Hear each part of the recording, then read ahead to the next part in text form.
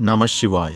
குருவாக இருப்பவர்கள் ஒருவரது கர்மங்கள் கழித்து விடுகிறேன் என்கிறார்கள். கர்மத்தை கழிக்க முடியுமா? கர்மங்கள் என்றால் ஒரு செயலையும் அதனால் வரும் பலனையும் குறிக்கும். யாருடைய கர்மத்தையும் யாரும் வாங்க முடியாது, கர்மத்தை கழிக்கவும் முடியாது. அவரவர் கர்மத்தை அவரவரே அனுபவித்துதான் கழிக்க முடியும். உங்கள் கர்மத்தை கழிக்கிறேன் என்று கூறுவது பொய்.